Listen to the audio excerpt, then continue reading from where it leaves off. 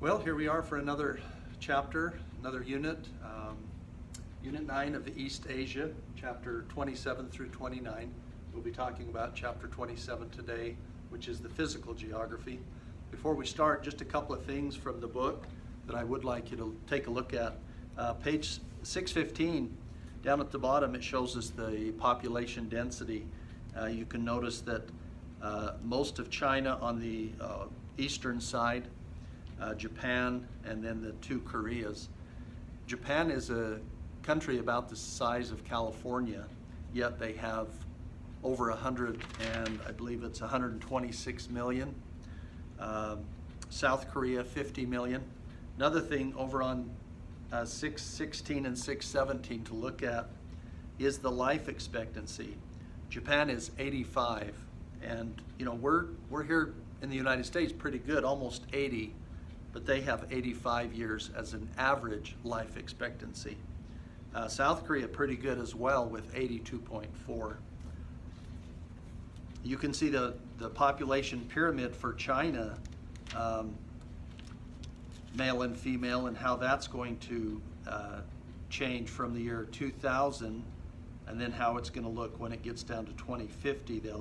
That bulge or larger amount of people will just keep moving through, so that might cause some strain on resources for them later on. Okay. So China is the fourth largest country in the world. However, China is the most populated. So fourth in size physically, but first in numbers of people.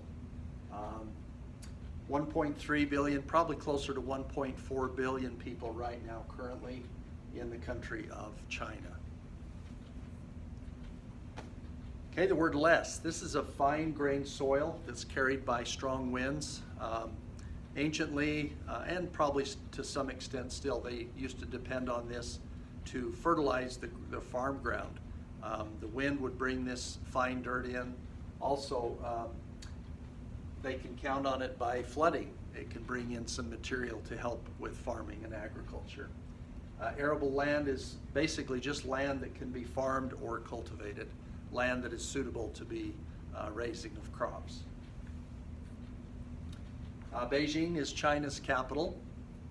Now, when I grew up and went through high school and geography classes, we learned that the capital of China was Peking, P-E-K-I-N-G. It's still that same city. However, the name has been changed because that's probably the Western pronunciation of that name. The Chinese people probably started a movement to change the spelling to more closely match the way it is pronounced. So it went from Peking to now Beijing. Shanghai is China's leading textile center, and both of these are among the world's largest cities. So on your map, I had you label Beijing as well as Shanghai because it is a city of pretty good size. So this would be Beijing, and I think that one's Shanghai as far as the way they're written there. Okay, whoop, did I go too many? No, okay.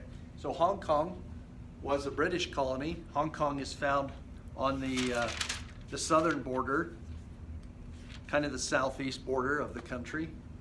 And it went back to Chinese control in 1997. So I remember when I first started teaching back in 1987, I was saying, and it seemed like, you know, in the distant future that China would be returning, or Hong Kong would be returning to Chinese control in 1997. Well, that's now over 23 years ago that it went back to their control. Macau is a Portuguese colony and largely self-governing, and it's located right next to Hong Kong. So if you look at the map, Hong Kong's on the east. There's a little inlet that goes in, and then Macau on the west side of that.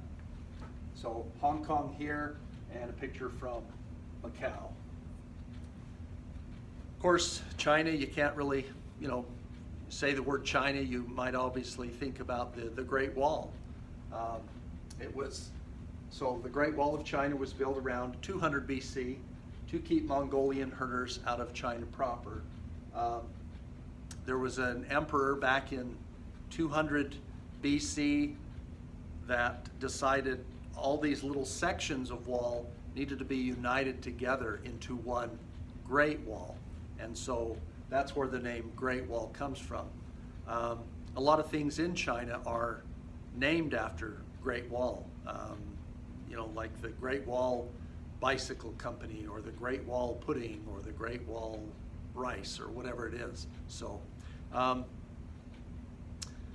there's a couple of, well, there's one major myth about the Great Wall, and I usually ask the kids in my class what they've heard about it. It is considered the longest cemetery in the world, because if anybody was killed in building of the wall, or if someone attacked and soldiers were killed or whatever, those bodies were just put inside the wall and entombed there. Another one is that you can see it from space, and that one is not true. The fact that people were buried, that one is true. But if you think about it, if you could see this from space, then you'd be able to see every road in every city all over the world from space, but you can't, okay? The reason that myth or legend came about was the emperor had a dream that, and this is back in, 200, 300 BC, whatever it was. He had a dream that he was on the moon. He was standing on the moon, and he looked down and he could see the earth, and he could see the Great Wall. And so I think that's where that myth or legend came from. Okay, on the southwestern side of the country of China, we have Tibet. It's an area of Tibet, and you can see that, and also the plateau of Tibet. The Tibetans have their own language, and up until 1959, they had their own government.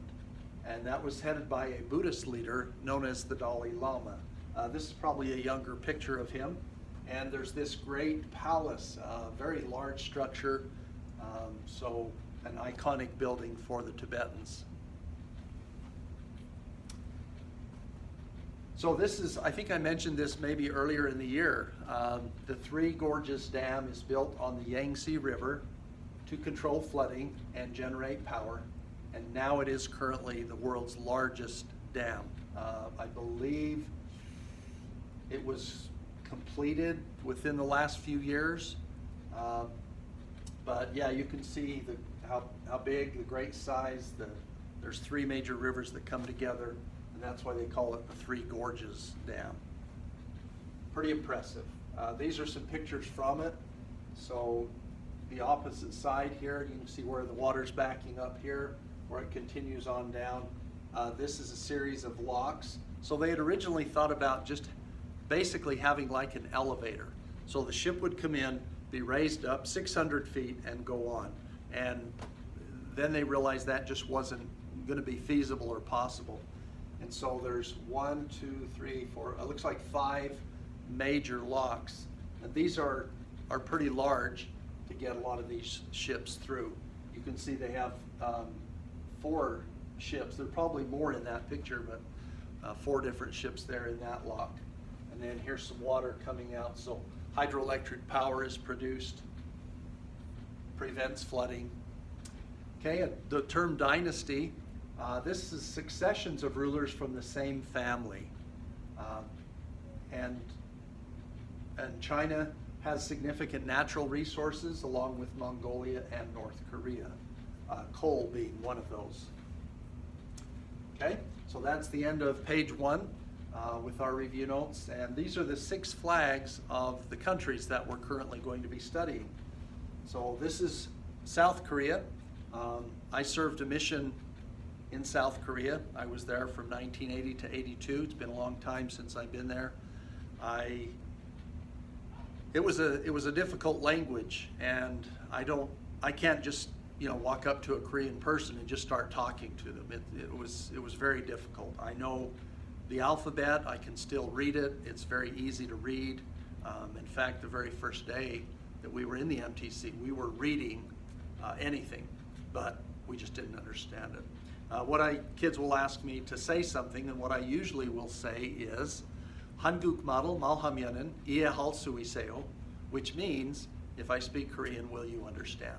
I can remember a few phrases and words and different things, and probably would come back fairly quick if I studied, but it was a difficult language. This is Mongolia. Everybody knows Japan.